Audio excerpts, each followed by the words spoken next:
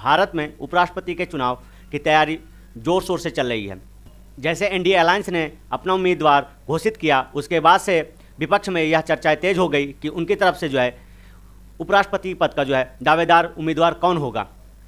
कल तक जो है 3 नाम की चर्चा बड़ी जोर शोर से चल रही थी, लेकिन उन 3 नामों में से किसी एक का भी जो नाम फाइनल नहीं हुआ। उनकी जगह उन्होंने जो है सुप्रीम कोर्ट के पूर्व जज बी सुदर्शन रेड्डी को जो है अपना उम्मीदवार चुना। मतलब विपक्षी की तरफ से बी सुदर्शन रेड्डी जो है उनके उम्मीदवार होंगे और ये जो है इंडिया गठबंधन की तरफ से जो है उपराष्ट्रपति का चुनाव लड़ेंगे। देखना अब यह है कि कौन होगा भारत के अगले उपराष्ट्रपति, क्योंकि यहाँ जो फैक्टर है अब वह दोनों तरीके से साउथ एंड साउथ हो गया है, मतलब साउथ वर्सेस साउथ हो गया है। और उसमें जो है विजेता कौन होगा यह तो आने वाला वक्त ही बताएगा। अगर मैं इनके बारे में बात करूं तो ये आंध्र प्रदेश से बिलोंग करते हैं और किसान परिवार से आते हैं। इनका करियर जो है एज ए एडवोकेट शुरू होता है और फिर ये जो है आंध्र प्रदेश के हाई कोर्ट के जो है अध्यक्ष रहते हैं और जो है फिर ये हाई कोर्ट के जज बनते हैं। फिर उसके बाद ये जो है सुप्रीम कोर्ट के जज बनते हैं और उसके बाद ये जो है गोवा के लोकायुक्त बनते हैं। वहाँ से इनका जो सफ़र है अब उपराष्ट्रपति पद के लिए दावेदारी तक हो गया है।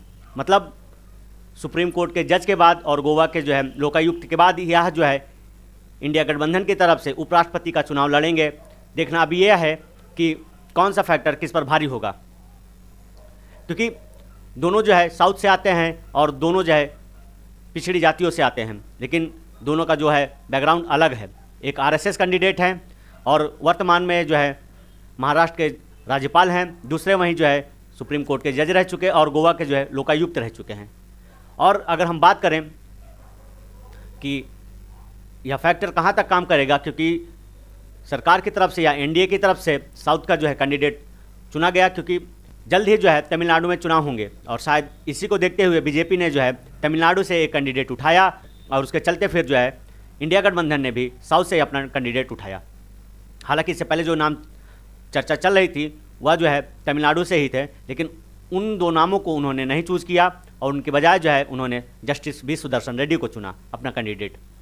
विपक्ष ने बी सुदर्शन रेड्डी को उपराष्ट्रपति पद का उम्मीदवार घोषित किया। मतलब जैसे इंडिया अलायंस ने अपने कैंडिडेट का नाम जो है घोषित किया, उसके बाद से जो है विपक्ष में यह सुगबुगाहट तेज हो गई कि उनका जो उम्मीदवार कौन होगा। हालांकि 3 नामों की चर्चा बहुत चल रही थी, लेकिन उन 3 नामों को छोड़ते हुए बी सुदर्शन रेड्डी जी को जो है इंडिया अलायंस ने अपना जो है उम्मीदवार बनाया है। अब देखना यह है कि कौन होगा भारत के अगले उपराष्ट्रपति। हालांकि इससे पहले जितने भी उपराष्ट्रपति और राष्ट्रपति के चुनाव हुए हैं वो इंडिया अलायंस ही जीता, क्योंकि उसके पास जो है लोकसभा और राज्यसभा में सांसद सबसे ज़्यादा हैं। और जहाँ तक उम्मीद है कि अगले उपराष्ट्रपति जो है वह एनडीए खेमे से ही होगा, क्योंकि उसके पास सांसदों की संख्या अधिक है। अगर समान परिचय की बात करें तो ये आंध्र प्रदेश से आते हैं, किसान परिवार से बिलोंग करते हैं। इन्होंने अपना करियर एडवोकेट के रूप में शुरू किया, फिर ये आंध्र हाई कोर्ट के अध्यक्ष बने और उसके बाद जो है हाई कोर्ट के जज बने, फिर सुप्रीम कोर्ट के जज बने और लास्ट में रिटायर होने के बाद ये जो है गोवा के लोकायुक्त बने। और उसके बाद जो है अब यह इंडिया अलायंस की तरफ से उपराष्ट्रपति के जो है उम्मीदवार हैं। अगर हम टॉप स्टोरी की बात करें तो आप देखेंगे भारत के विभिन्न अखबारों ने जो है इस चीज़ को कवर किया है कि सुप्रीम कोर्ट के पूर्व जज बी सुदर्शन रेड्डी होंगे इंडिया गठबंधन के उपराष्ट्रपति उम्मीदवार, खरगे ने घोषणा की। ठीक है, कौन है बी सुदर्शन रेड्डी, जानिए उपराष्ट्रपति चुनाव में इंडिया ब्लॉक ने क्यों इन पर खेला दांव। मतलब चूँकि ये भी साउथ से आते हैं और एनडीए अलायंस के जो दावेदार हैं उपराष्ट्रपति पद के वो भी साउथ से आते हैं।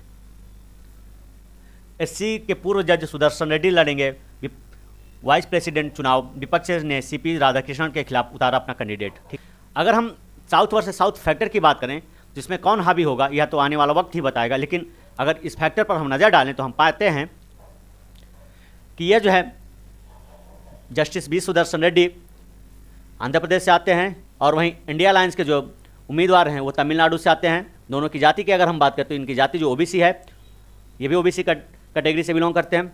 अगर दूसरा फैक्टर हम यहाँ देखें तो सुप्रीम कोर्ट के पूर्व जज हैं और ये आरएसएस के कार्यकर्ता हैं। दूसरा और फैक्टर अगर हम नज़र डालें तो गोवा के लोकायुक्त रह चुके हैं और ये महाराष्ट्र के वर्तमान में राज्यपाल और इससे पूर्व ये जो है झारखंड के राज्यपाल रह चुके हैं। अब इन फैक्टरों में कौन सा फैक्टर हावी होगा? क्या साउथ के जो सांसद हैं वह इनको सपोर्ट करेंगे?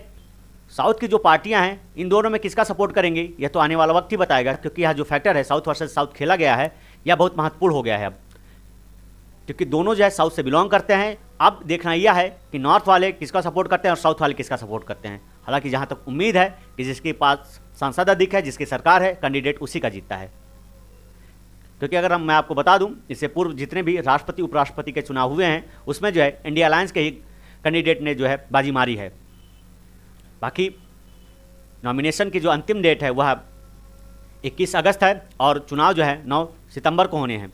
बाकी उसके बाद जो परिणाम आएगा वह आप सबके सामने होगा और कौन होगा भारत का अगला उपराष्ट्रपति यह उसके बाद पता चल जाएगा। उम्मीद करता हूँ यह जानकारी आपको अच्छी लगी होगी। ऐसी जानकारियों के लिए आप हमारे चैनल को सब्सक्राइब करना ना भूलें। धन्यवाद।